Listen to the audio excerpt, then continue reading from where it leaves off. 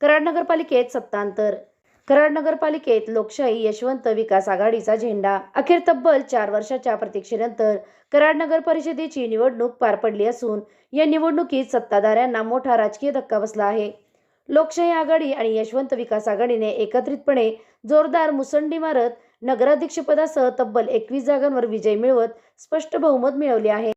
नगराध्यक्ष पदाचे उमेदवार राजेंद्रसिंह यादव यांनी अधिकृतपणे नगराध्यक्षपदाचा कार्यभार स्वीकारला असून नव्या सत्ताकारणाचा अध्याय सुरू झाला आहे. मात्र नगराध्यक्ष निवडीनंतर आता सर्वांचे लक्ष उपनगराध्यक्ष पदाच्या निवडीकडे लागले आहे. उपनगराध्यक्ष पदासाठी पोपटराव साळुंके, अख्तर आंबेकरी यांच्यासह सलग 6 वेळा नगरसेवक म्हणून निवडून आलेले विविध पदांचा प्रदीर्घ अनुभव असलेले जयवंत पाटील यांचे नाव जोरदार चर्चेत आहे. मात्र या चर्चांना जयवंत पाटील यांनी स्वतःच पूर्णविराम दिला आहे. जयवंत पाटील यांच्याशी संपर्क साधला असता त्यांनी स्पष्ट शब्दात मला उपनगराध्यक्ष पद नको आहे असे सांगत सर्व तर्कवितर्कांना आळा घातला आहे. त्यांच्या या भूमिकेमुळे उपनगराध्यक्ष पदासाठी राजकीय समीकरणे बदलण्याची शक्यता असून आता हे पद कोणाच्या गळ्यात पडणार याकडे कराड शहराचे लक्ष लागले आहे. नव्या सत्ताधाऱ्यांसमोर विकासाचे आव्हान तर आहेच, मात्र अंतर्गत पदनियुक्त्यांमधून राजकीय समतोल साधण्याचे मोठे कसब लागणार आहे. SK क्राईम न्यूजसाठी संतोष कदम, कराड. आत्ताच परवाच्या नगराच्या नवनिर्मित नगराध्यक्षांनी पदभार स्वीकारलेला आहे आणि आता नगरपालिका चालवायचं एक आव्हानच आहे. कारण आता बऱ्यापैकी नगरपालिकेत फंडाची आर्थिक प्रचंड डब घायला आली आहे. तर ह्यातनं मार्ग काढून नगरपालिका आपल्याला पुढं जावं लागेल. नगरपालिकेला स्वतःच्या जनरल फंडातून जवळजवळ स्वच्छता अभियानला 6 कोटी रुपये आपल्याला जनरल फंडातून द्यावं लागतात.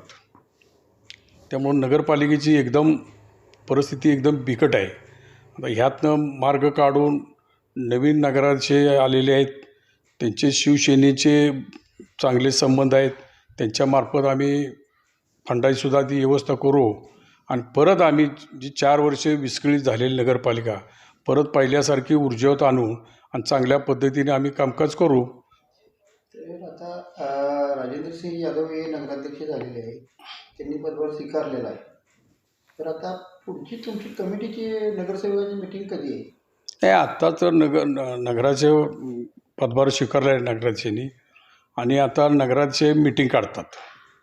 मग पहिल्या मीटिंगला नगराध्यक्षाच्या मीटिंगला पहिल्यांदा कोऑप्शन उपनगराध्यक्ष होतं आणि हे दुसऱ्या मीटिंगला प्रांत मीटिंग काढतो आणि त्या कमिटीची इलेक्शन प्रांत घेतात. मग हे सगळं कारभार व्हायला एक महिना जायला यात आणि तिथून पुढं काय वाटतं उपनगराध्यक्ष कोण होईन असं वाटतंय?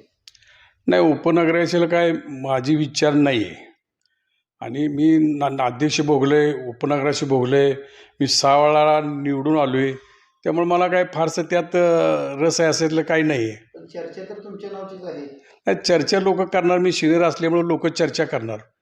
काही ठिकाणी पोपट साळुंकेचं नाव येते, काही ठिकाणी तुमचं नाव येते. नाही, आता नावं तरी बरेच जण येतात. नाही आलं तरीसुद्धा अजून त्याच्यावर चर्चा नाही. पण मला नको आहे, मी ते अगोदरच मी नाकारतोय. चर्चेला पूर्ण इनाम देण्यासाठीच मी नाकारतोय.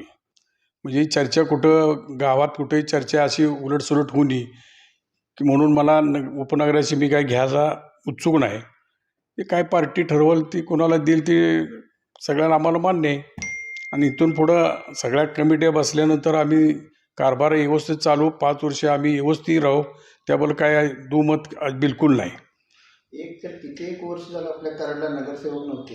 हो, आता काम आहे, काही नागरिकांच्या समस्या असतील. जर ही कमिटीची मीटिंग जर लेट होत असेल नागरिकांची कामं कशी पुढे होणार? नाही, आता मीटिंग आता जर नगराचा जर पदभार स्वीकारला आहे, पहिली मीटिंग आता 2 दिवसात निघेल.